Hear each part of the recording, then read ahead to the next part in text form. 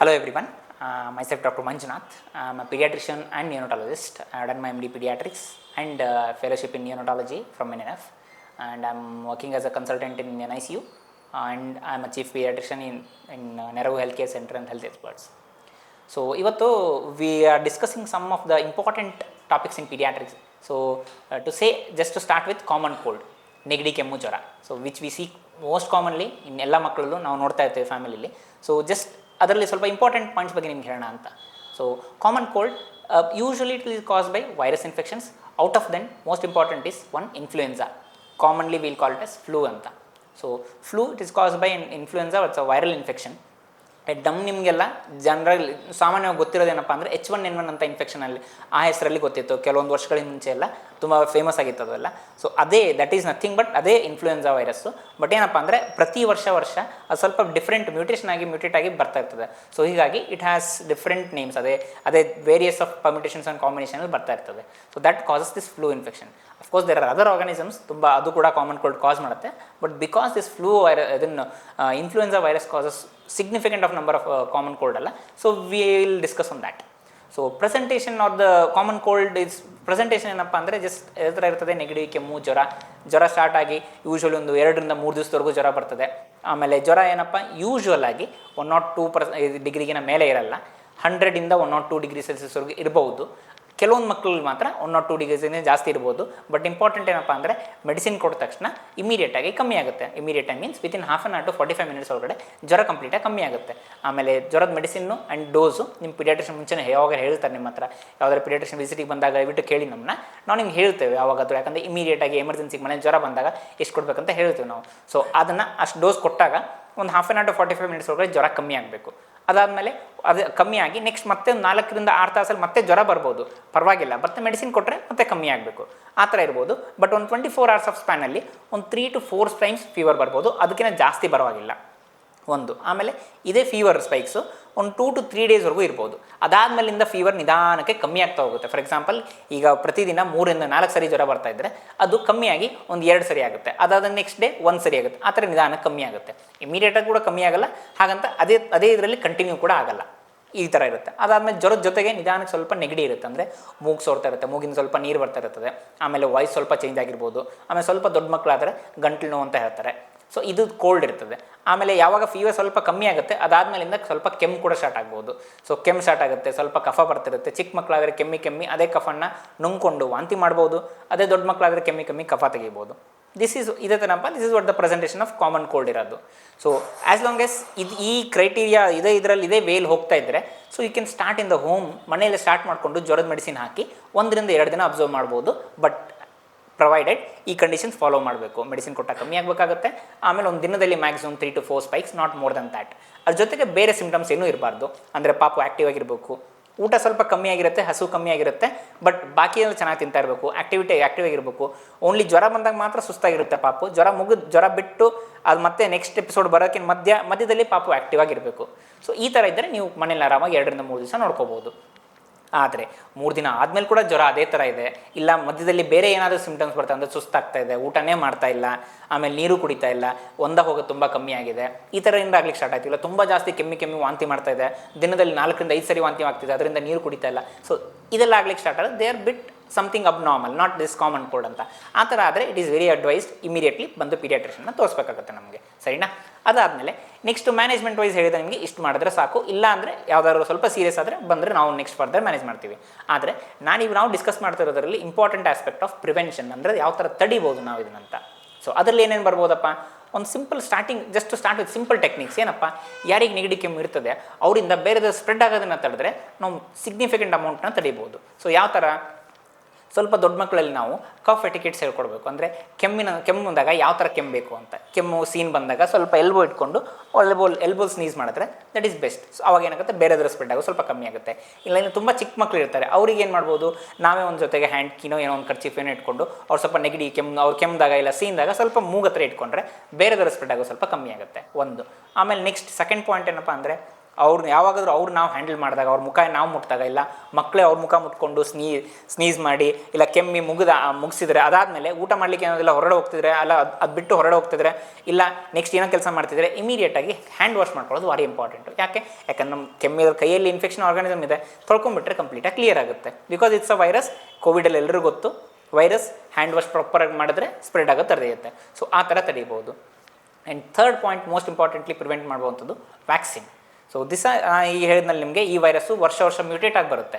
So ಅದೇ ವರ್ಷಕ್ಕೆ ಅದೇ ಥರ ಬರುತ್ತೆ, ಆ್ಯಂಡ್ ನೆಕ್ಸ್ಟ್ ವರ್ಷ ಮತ್ತೊಂದು ಥರ ಬರುತ್ತೆ. ಸೊ ಹೀಗಾಗಿ ನಮ್ಗೆ ಒಂದ್ಸರಿ ಬಂದರೂ ಕೂಡ ನಮ್ಮ ಬಾಡಿಲಿ ಅದರ ಅಗೇನೆಸ್ಟ್ ನಮ್ಮಲ್ಲಿ ಆಲ್ರೆಡಿ ಸ್ವಲ್ಪ ಇಮ್ಯುನಿಟಿ ಇರುತ್ತೆ, ಸ್ಟ್ರಾಂಗ್ ಆಗಿದ್ರೂ ನೆಕ್ಸ್ಟ್ ವರ್ಷ ಅದು ಮತ್ತೆ ಬೇರೆ ಫಾರ್ಮಲ್ಲಿ ಬರುತ್ತೆ. ಸೊ ಹೀಗಾಗಿ ನಾವು ಅದರಿಂದ ತಪ್ಕೊಳ್ಳೋಕ್ಕಾಗಲ್ಲ. ಸೊ ಅದಕ್ಕೋಸ್ಕರ ನಾವೇನು ಮಾಡ್ತೀವಿ, ಅದಕ್ಕೇನು what ways we are following is, ಆ ವರ್ಷ ಸೀಸನ್ ಸ್ಟಾರ್ಟಿಂಗಲ್ಲಿ ಯಾವ ಸ್ಟ್ರೈನ್ ಬಂದಿದೆ ಆ ಸ್ಟ್ರೈನ್ಗೆ vaccinate every one. This is what the technique we are following. So ideally it is followed in Western countries, Europe, UK ಏನಪ್ಪ ಅಂದರೆ we do this vaccination for everyone. ಇರೋಂಥ ಎಲ್ಲ ಜನರಿಗೂ ಕೂಡ, ಎಲ್ಲ ಏಜಲ್ಲೂ ಎಲ್ಲರೂ ಪ್ರತಿ ವರ್ಷ ವ್ಯಾಕ್ಸಿನ್ ತೊಗೋತಾ ಇರ್ತಾರೆ. ಆ್ಯಂಡ್ ಅವ್ರಿಗೆ ಇನ್ನೊಂದು ಅಡ್ವಾಂಟೇಜ್ ಏನಪ್ಪ ಅಂದರೆ they have proper flu season which is already known. So for example ಏನಪ್ಪ ಅಂದರೆ ವಿಂಟರ್ ಅಂದರೆ ಚಳಿಗಾಲ ಬರೋಕ್ಕೆ ಅದೇ ಟೈಮಲ್ಲಿ ಬರೋದ್ರಿಂದ ಜಸ್ಟ್ ಚಳಿಗಾಲ ಸ್ಟಾರ್ಟ್ ಆಗಿನ ಮುಂಚೆ ಎಲ್ಲರೂ ವ್ಯಾಕ್ಸಿನೇಷನ್ ತೊಗೊಂಡ್ಬಿಡ್ತಾರೆ. ಬಟ್ ನಮ್ಮಲ್ಲಿ ಸ್ವಲ್ಪ ಏನಪ್ಪ ಅಂದರೆ ಎಸ್ಪೆಷಲಿ ಸೌತ್ ಇಂಡಿಯಲ್ಲಿ, ನಾರ್ತ್ ಇಂಡಿಯಲ್ಲಿ ಕೂಡ ಸ್ಟಡೀಸ್ ಎಲ್ಲ ಮಾಡಿ ಆಗಿದೆ. So one of the studies they proved in Delhi, there will be a very cold weather starting from June to some months. So they prefer vaccination starting from Feb to June.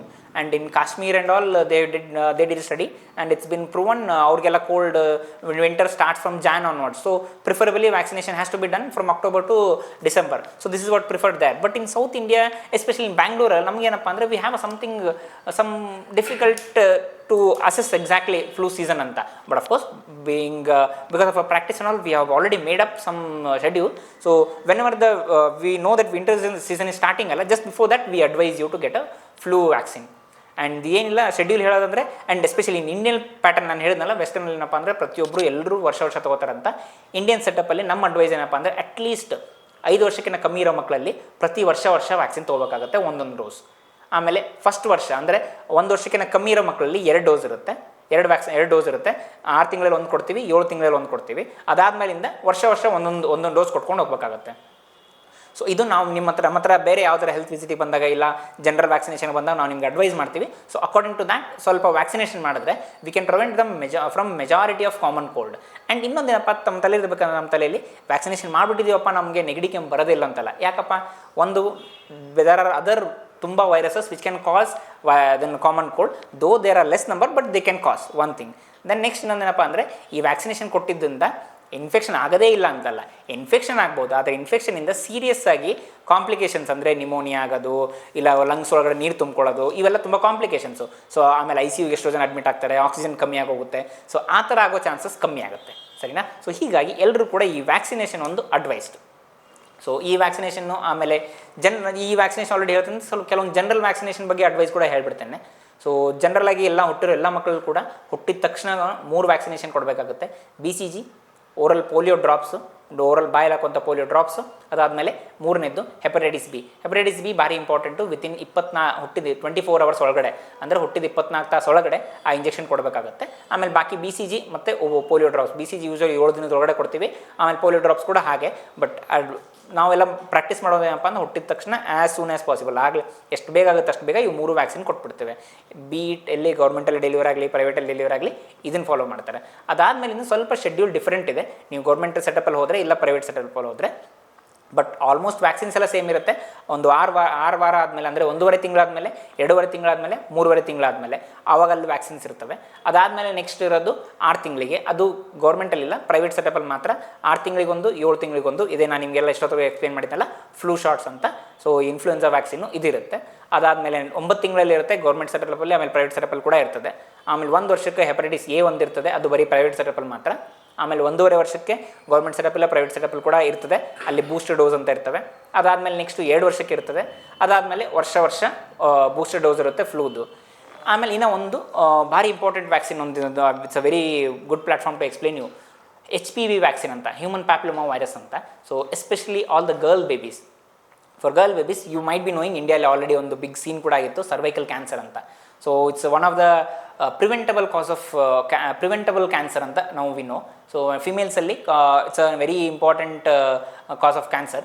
So HPV human papilloma virus, ಈ virus causes number of cancers related to female genitals, ovarian uterine cancer, cervical cancer, vaginal warts ಅಂತ ಬರ್ತದೆ.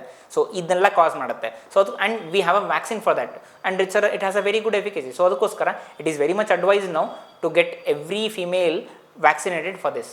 And advised is for all those girls who are more than 9 years till 45 years.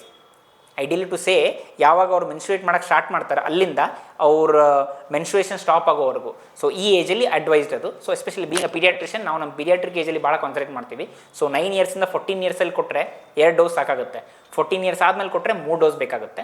So it is advised ಯಾವಾಗ ತೊಗೊಂಡ್ರು ಪರವಾಗಿಲ್ಲ, it should be taken ideally. But ನಾವು being a paediatrician we emphasise a lot. So 9 to 14 yearsಲ್ಲಿ and there is another advantage, ಬರೀ 2 doses ಸಾಕಾಗುತ್ತೆ ಮುಂಚೆ ಕೊಟ್ಟರೆ. So ಅದಕ್ಕೋಸ್ಕರ ಎಲ್ಲ ಮಕ್ಕಳಲ್ಲೂ ಕೂಡ 9ರಿಂದ 14 ವರ್ಷದ ಮಧ್ಯ ಇದ್ರದ್ದು 2 ಡೋಸ್ ತೊಗೋಬೇಕಾಗುತ್ತೆ. ಜಸ್ಟ್ ಟು ಸಮ್ಮರೈಸ್ ಹೇಳ್ಬೇಕಂದ್ರೆ ನಿಮಗೆ ಗೌರ್ಮೆಂಟ್ ವ್ಯಾಕ್ಸಿನ್ ಇದೆ, ಪ್ರೈವೇಟ್ ವ್ಯಾಕ್ಸಿನ್ ಇದೆ. ಪ್ರೈವೇಟ್ ವ್ಯಾಕ್ಸಿನ್ಸ್ ಕೆಲವೊಂದು ಎಕ್ಸ್ಟ್ರಾ ಇರ್ತದೆ, ಅದನ್ನು ಜಸ್ಟ್ ನಿಮ್ಗೆ ಇನ್ನೊಂದ್ಸರಿ ಹೇಳ್ಬಿಡ್ತೇನೆ. 6 ತಿಂಗಳಿಗೆ ಮತ್ತು 7 ತಿಂಗಳಿಗೆ ಫ್ಲೂ ಶಾಟ್ಸ್ ತೊಗೋಬೇಕಾಗುತ್ತೆ. ಅದಾದಮೇಲೆ 1 ವರ್ಷಕ್ಕೊಂದು ಹೆಪಟೈಟಿಸ್ ಎ ಅಂತ ಇದೆ, ಅದನ್ನು ತೊಗೋಬೇಕಾಗುತ್ತೆ. ಆಮೇಲೆ 1.5 ವರ್ಷದಲ್ಲಿ ಪ್ರೈವೇಟಲ್ಲಿ ಕೆಲವೊಂದು ಎಕ್ಸ್ಟ್ರಾ ಅಂದರೆ ಚಿಕನ್ ಪಾಕ್ಸ್ ವ್ಯಾಕ್ಸಿನ್ ಅಂತ ಇದೆ, ಅದನ್ನೊಂದು ತೊಗೋಬೇಕಾಗುತ್ತೆ. ಟೈಫಾಯ್ಡ್ ವ್ಯಾಕ್ಸಿನ್ ಇರುತ್ತೆ, ಅದೊಂದು ಸ್ವಲ್ಪ ತೊಗೋಬೇಕಾಗುತ್ತೆ. ಅದಾದಮೇಲೆ ಬಾಕಿ ಏನಪ್ಪ ಅಂದರೆ 2 ವರ್ಷ ಆದಮೇಲೆ ಪ್ರತಿ ವರ್ಷ ಫ್ಲೂ ಶಾಟ್ ತೊಗೋಬೇಕು. ಆಮೇಲೆ ಹೆಣ್ಮಕ್ಳಲ್ಲಿ 9 ವರ್ಷ ಆದಮೇಲೆ ಇದನ್ನು HPV ವ್ಯಾಕ್ಸಿನ್ ತೊಗೋಬೇಕಾಗುತ್ತೆ. ಬಟ್ 9ರಿಂದ 14 ವರ್ಷದಲ್ಲಿ ತೊಗೊಂಡ್ರೆ 2 ಡೋಸ್ ಸಾಕು and it is very much advise. So all these vaccines are available in our centre also. And in our esteemed center we have a experienced gynecologist too, and we have an ophthalmologist, and she is an expert in vitreoretinal surgeon as well, and she has an additional degree in that. And we have an ENT surgeons and 1 or 2 ENT surgeons, and we have experienced orthodontic surgeon, and we have skin specialist also. And I encourage all of you to come and get to the service and have a good day.